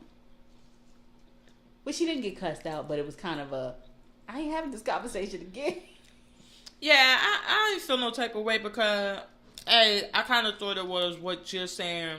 Is like the producer's like, hey, why don't you talk to Nene about that and clear the air with her? I'd have been like, not me, not today. Yeah. Why don't you go over there and do that and see what she has to say? Do I get a bonus in my check if she? Otherwise, I'm good. Love, enjoy. Yeah. Yeah, that's what I'm thinking. It must have been because you've dealt with her enough and you've heard about Nene enough to know. Plus, I don't think it was enough to. I don't think it was anything to keep talking about. Right. That too. If Nene say, hey, I don't like your boyfriend. I don't think you should marry him. Are you breaking up tomorrow? No. Well, then, Definitely what are we talking about? Yeah, I agree with you. I agree. That was the only other thing this episode, I think, that I'm gonna tell you what I'm looking forward to, and I'm gonna start talk. I'm probably gonna talk about it for the next 2 weeks. I cannot wait for Real Housewives of Beverly Hills to come back. Me either. Oh my God. I'm just I can't. so excited. It's like I'm a buzz with anticipation. That I can't wait for at all. Because I don't remember hearing about Lisa Vanderpump's brother committing suicide. I mean, But from Vanderpump Rules, she was dealing with this. He committed suicide in the UK. She went over, had to deal with that whole thing. If I remember correctly, he was her younger brother. But so I'm assuming when we see her in the promos getting all upset, this is what we're going to be getting. So they kept that super quiet, knowing we'd be getting it during the season, I guess. So I want to see. Wait for Beverly Hills. But I love Beverly Hills because that be that real money talk. I be like, yes, all that money. So what you got for your picks? Anything? So I got Wildin' Out, even though we talked about it, because the season I thought it was last week, but apparently it was this week. Okay. With Little Duval and Soulja Boy. Okay. I don't really care for Wildin' Out like that. I like certain parts. I like that rap thing at the end drives me crazy. Right. And it's only because I'm just such a rap snob. I hate bad rapping. Hate it. And to see you these must hate Nick Cannon. People, oh my God, I know. And I think that the only episode I really enjoyed when that part came on is one episode they had Fabulous. And Fabulous was like, oh no, I'm gonna do the whole thing by myself. And since he could rap, I just was like, yes, thank you. Yeah. But once it gets to that part, I usually tap out. I hate bad rapping. I hear you with that passion. Yeah, if I was to change anything, I could leave that part too. I don't think it's necessary. I love all the improv stuff now, and especially, I think that and probably because of Nick Cannon's background coming up through the comedy clubs in Baltimore and DC and wherever else, I think that he was kind of ahead of his time with that, because while we had Whose Line Is It or whatever, whatever. And I think that older people were aware of what improv was and how it was so important to comedians and that they have these type of shows and everything. Yeah. I don't think our generation and our age and the hip hop community was aware what the fuck improv or whatever, and that's really what this is. It's an improv show. Yeah. And that I really gotta applaud him for that and for making it this long with it, and making it relevant. But giving it a try and giving it an opportunity, and also putting these different people on this platform. The white girl need to go, but whatever. Putting them on a platform where you can have something to show somebody, and they could look and say, "Oh my God, he might be really good for this," because if you can do that, that means you're good. And this is how it works with the other comedians. They're coming up. I know it's a couple years between us, but did you ever used to watch Uptown Comedy Club when it used to come on? So Wildin' Out has always put me in the mind of that, as far as they used to do this thing of the playing a dozen. Yeah, but that was at the end. But it was a sketch show, they did Color, those little sketches, and then at the end they would be like in a ring or whatever it was, and then they would do it. Yeah, and that's where I always thought Wildin' Out really shined, was when they would do the teams up against each other, and we just, quick on your feet, quick with it. Yeah, improv. You say something, battle rapping. Like, you say something, I gotta respond to it, and I gotta come harder than you. Hold on. But I mean, it's not. Hold on. You don't think rapping it's like that? is rap. What was no. that show where they battle rap? Remember that show? No. No. Oh. And that's why I can't watch this other one, Drop the Mic show that they got. Oh yeah, no. I wouldn't just be here for can't. that. I'm not here for that. I can't. Because I don't want to see Boy George up there trying to rap. I just don't. I don't want to see it. I can't. I don't. Oh my God! How could we forget? Before we, Love and Hip Hop New York. I was saying this girl Sydney Starr is talking about she trying to get a music career to get the money for surgery. I'm like, Mona, you already know. I'm like, we're not buying this storyline. I'm sure that when she told you, I want to save up the money to get the surgery, you was like, how much that shit cost? And when can we sign you? You gonna sign your contract right now? We gonna have that. Don't worry. We got a doctor. We're gonna pay. We're gonna need to have the surgery. Because Nia Lee gonna rip that thing off, honey, and carve her a whole new vagina. Because when she flinched at her, that was I so said, funny. well, but she didn't flinch. It was the thing that was funny. It was like a flinch like me, because I don't fight. That's what was so funny, because she was like, are you popping?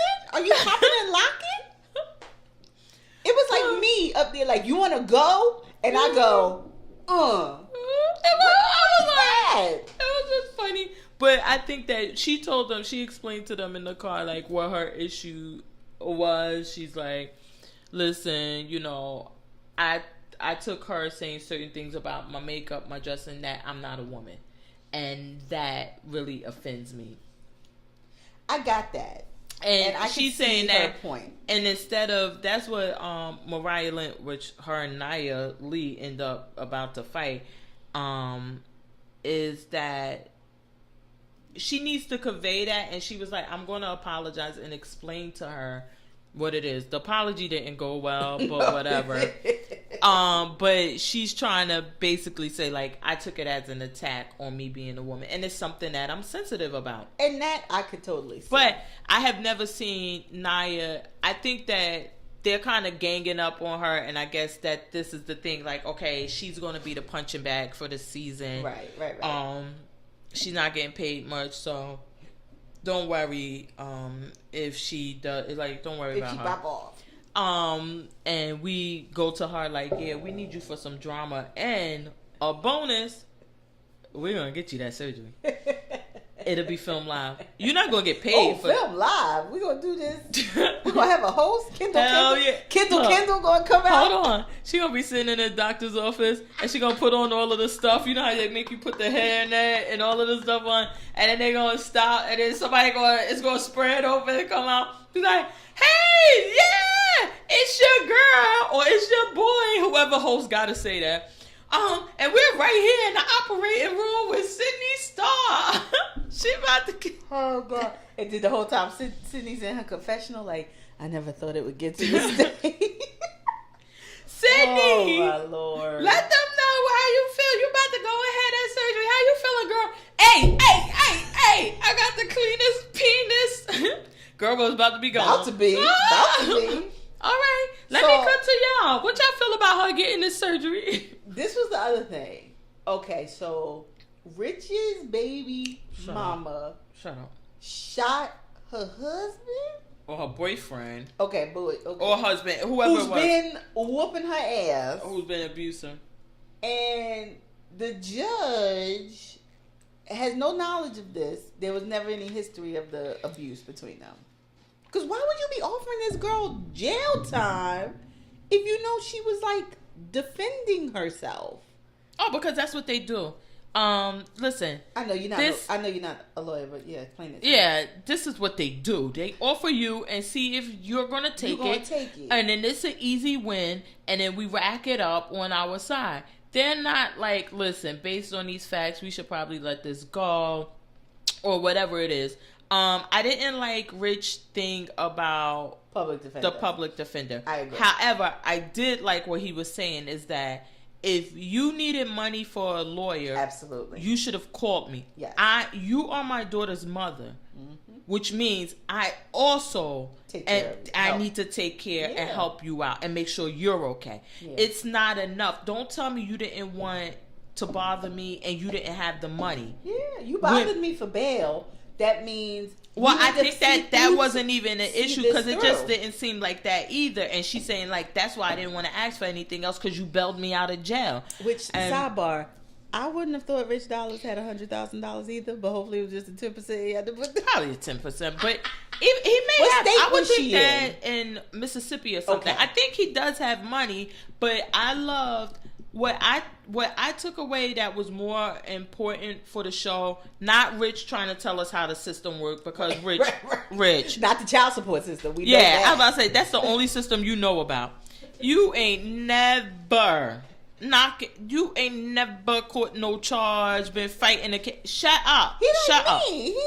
No, you ain't fighting out here. Shut up. Now, if we were talking child support case, you know about that all day. Shut up. But I think that what they should have focused more on was him and how this relationship with the mother of his child and what that entailed and how I thought that, in my opinion, I thought that was one of the most powerful parts of the show, other than Sydney's stuff, is like, listen, you don't worry about that. If you need something as her mother, that's on me to also make sure you're okay. Find me. Yeah. Whatever. And because this is the daughter who came to live with him. Yeah. On one season, right? Yeah, okay. And that to kind of let her know, like, I would never. If I got money, then you gonna have it if you need it. Yeah. And I think he went into like, you never asked me for anything. Yeah. I never have any problems with you. So why wouldn't you come to me? Well, I don't think he has another kid. I think he finally got the case cleared up that he was declared by default the father of someone else. Yeah. But it wasn't his kid, but he never went to court. So they just kept arresting him. And instead of handling it, he just kept bailing out and then go. It was like, you just not gonna ever take care. No Maury, nothing. Mona not gonna get you a Maury, nothing. $25. I was like, oh my god. But I did like that part of it. Like, listen, we are still. It's a relationship. We're not in a sexual relationship or like that. But we're tied together for the rest of this girl's we life, need to have that bond. And I really love that part of it. What I was going to say about Sydney's story, I think that Naya, I don't really think she was attacking her on being a transvestite. I don't think so. And I think that she has tried to kind of embrace her. I do think that they are kind of being mean to her. It's starting to look a little bullying. Yes, the rapping is whack, but as Safari said, I remember December.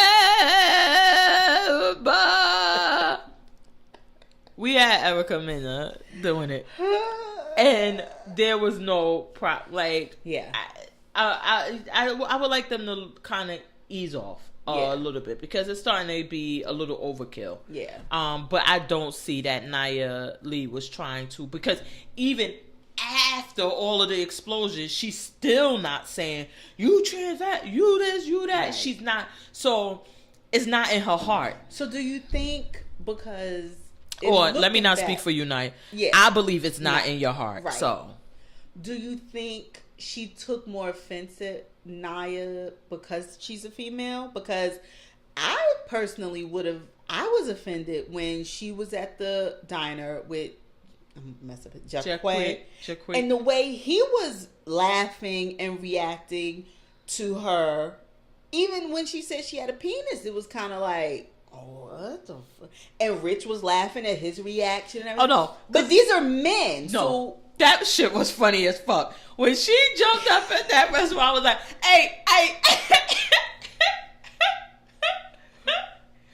But you don't think she should have been like, yeah, I said I got a penis and I know she said that. She's I'm like, the penis with the meanest. She was like, cause he like, what's going on? So he like, did you And she was like, oh yeah, because I'm a and she goes into it. So she right. like, but she wasn't mad at them for their reaction. Because I don't think that his reaction was like ilk or whatever. Okay. It's just like, I wasn't prepared for this. Right. Like, and this is weird as fuck that you just jumped up in the restaurant, said it, and started, hey, and you see the white guy behind her like, the fuck is going on? That was the funniest part. So no, I don't think that it was anything like that, because that shit was funny. With you, though. I would have laughed. I don't think Naya's coming for her like that. And if anything, with her, hey, I've never been a drag queen, but as a woman of a certain age, if I was just saying that the other night, I was like, I wish I could get on. They had a challenge on this show where you can get made over by a drag queen, because I'm not a makeup person. I'm not a hair person. I don't know how to pad or tuck and make it look good. I'm like, I wish I could get me a drag queen to come into my life and just set me right on the path of makeup and everything else. So I'm like, you obviously have things that you're not packaging right. And if you want to be this performer, you need to. So Naya's here to help you with that. Yeah, I don't think it's that. I think that so maybe it is that she, now I can see how she took it, because I was about to say it, that as a woman to dress overly provocative, and maybe that, so now I can see how she got offended, because I'm making the statement, so now I can see how she took it that way, is that's what you see it as, but it doesn't need to be like that. It can be sexy and not be that. With your boobs, like, only thing covering is your nipples every time we see you. And the skirt is always like, is it going to fall or isn't going to fall out your tuck? Right. And I think that, so now now before I was like, I thought she was reaching, but no, now I can see, because what she's saying, what she's taking it as is that this is not how women dress. Mm-hmm. And you don't know that because you're not a woman. Right. Now, okay, I do. Now I'm on your, Cindy, oh my God. Hey, I'm there with you, Cindy. I'm there. Hey, yeah. Oh my God. But I think I can see her and Naya forming a friendship, because I think Naya seems genuine. She crazy. Don't get me wrong. I would not want to be on her bad side, because I feel like she like Donna. She on 99, and it don't take a little bit to push it to 100. But I feel like she's genuine with her friendship. I think she was too, and I love the part where she goes in the back and she's like, she's crying, and it's like, I'm not crying because of anything someone did or said to me. I'm crying because I let them get that. And I'm pretty sure that she was on one season, she wasn't on again, and that when she came back, because everybody's talking about how Mona make them fight, and Mona's doing it, and she probably had a conscious sit down with herself, I'm not gonna be the monkey in this show. I'm not gonna do it. I'm gonna go on the show to build my brand, to promote my music, to promote whatever else I'm promoting, and I won't do it. Yeah. And then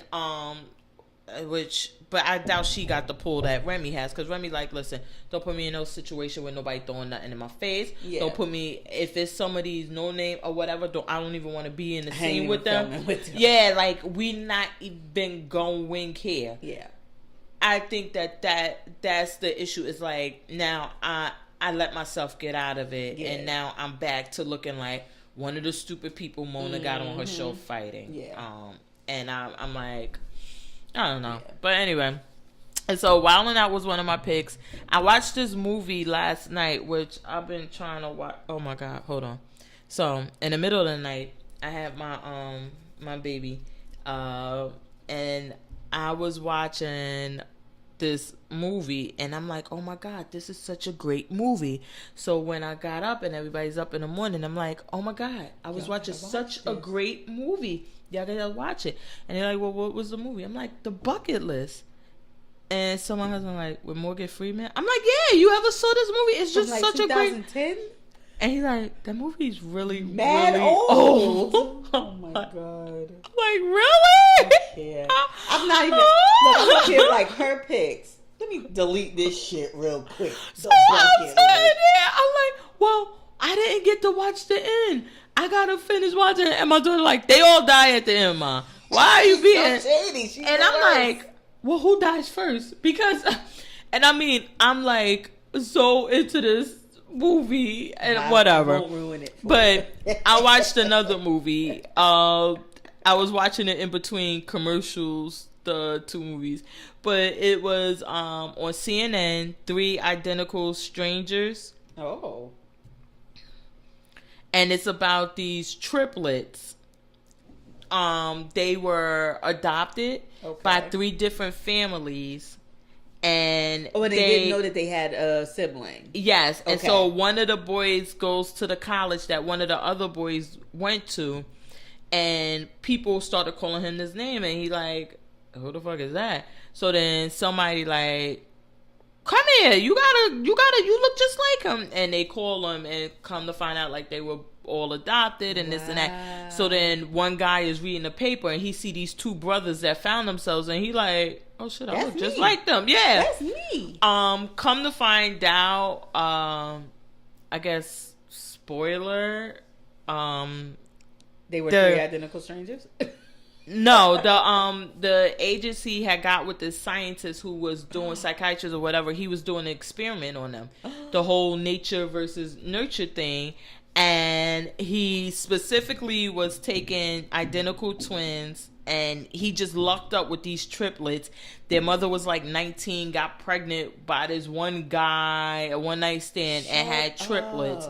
But he was taking twins and sending them into two different lives, and with the triplets, and the guy says it at the beginning, he's like, and you couldn't believe it, he was like, one of us was in this really affluent family, like really really wealthy, and then my other brother, he was like in a middle class family, because the top family, the mother, it was like the Huxtables, the father was a doctor, the mother was a lawyer, it was like them. Then it was this, and then he was like, and I was from a blue collar family. My family owned a store out in Queens or wherever it was. Wow. So come to find out, the guy was doing this experiment, and I guess that was perfect, because then you could have them in each, except for poverty, but aspect of life, and see what happens. How do they turn out?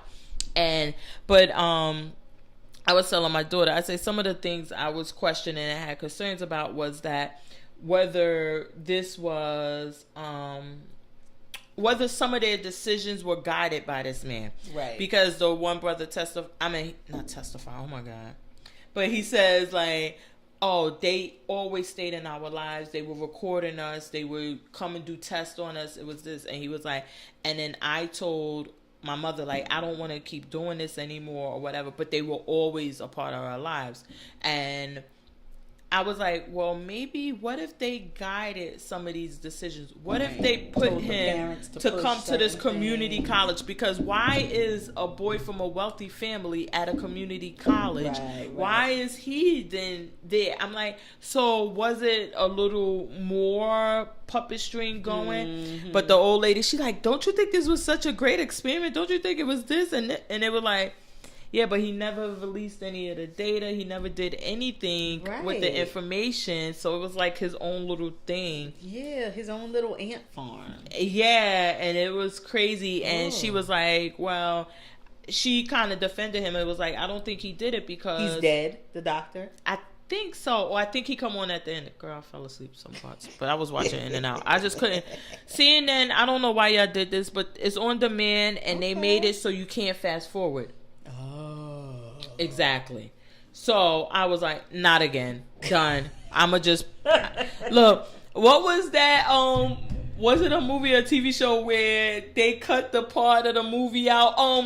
Thank you for rewinding, and so they draw stuff and film it. I was like, yeah, I'm just gonna make up my own shit for the end of this because I'm not doing it again. I ain't doing this again. But she kind of says like, I don't think he put it out because people don't want to know that. Nature wins out, so that you're born a certain way and certain things are going to be in your life and it's going to happen as opposed to what's the name. So interesting. I know, it was really good. Was that all you had? Yeah, that's all I had. Oh, But- wait. We had Earth Rising, Black Earth Rising, but we never discussed this. So I guess let's push it off to next week so we can really You get finished in it? depth. Yes, I believe so. Okay, yeah, I'll be good for next week. Because it was 8 episodes, right? Mhm. Yeah, I Yeah. liked it. It was really Okay. good. Really good. I thought about you with this. I started watching the Ted Bundy tapes on Netflix. Did you see No, this? I'm not watching them. No? I don't like how Netflix does crime.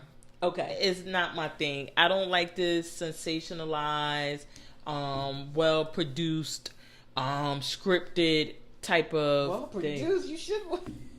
Well, Look, because I like your NBC is well produced.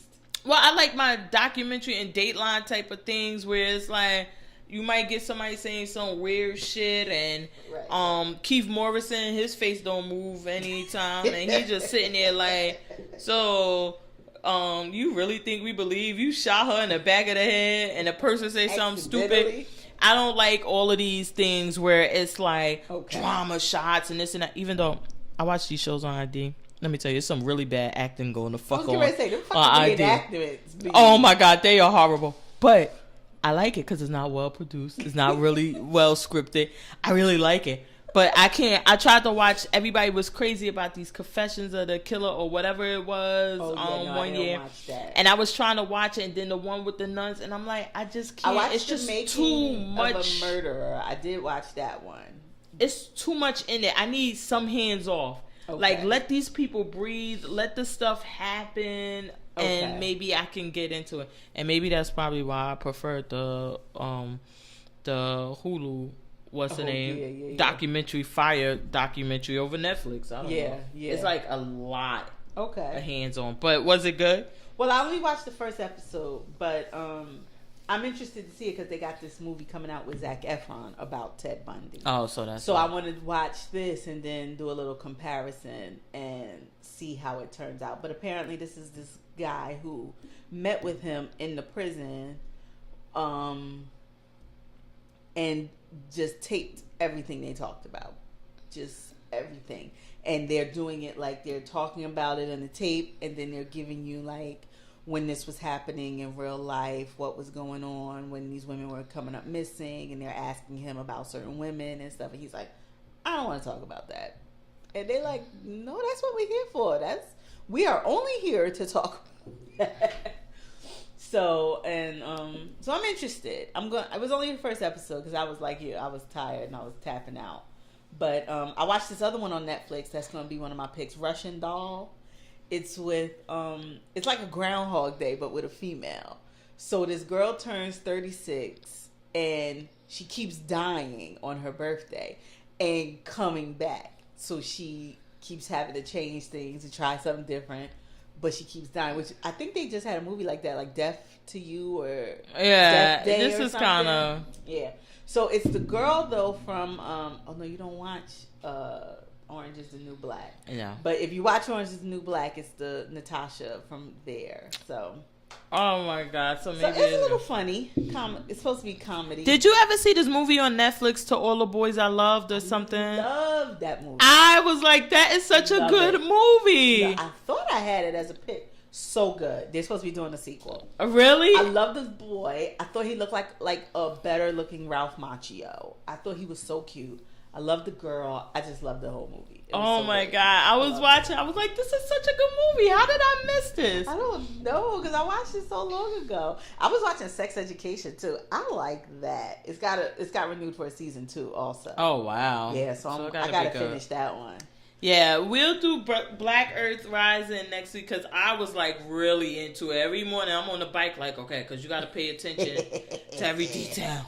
Yeah. All right, so we're going to get up out of here. You had any more picks? Nope, that was only it 2? for me. Okay, we're going to get up out of here. New episodes available every Tuesday on iTunes, Google Play, SoundCloud, YouTube. We every mother loving where we're on IG at Life of a TV Addict. Yes. We're on that is Instagram, Twitter. We're on Twitter at Keeping that, JMO y'all. About and Notorious FPG. that's your no. That's not. Is that at? I thought it At was just Notorious fat. FPG. Oh yeah. really? I thought it was. At Well, you Free can find Fat. me under either one. If you put Okay. Fat Pretty Girl, Notorious FPG, I'm like, I'm gonna really? pop up. Yeah, that's how. And Twitter I follow work. you, and I can't. Look, that's how Twitter work. I can't remember.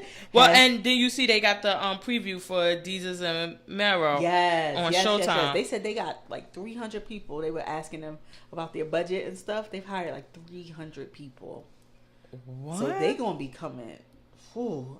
I'm like, just the fact that you got these, you able to hire that many people. I want to see what y'all gonna be doing.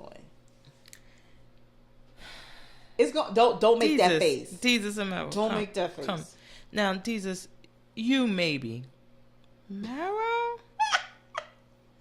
y'all gotta keep it low. Put that money in your pocket. Deezus, you married to a Jewish woman. You're gonna be okay. Yeah. Mero, you not. You're not. Put that money in your pocket. Hire 5 good writers. 5 good writers. Don't even hire producers. You go to the local school. And you give them bullshit titles. Oh my god. And you give them soda. No. And lunch. No. You put your boys on.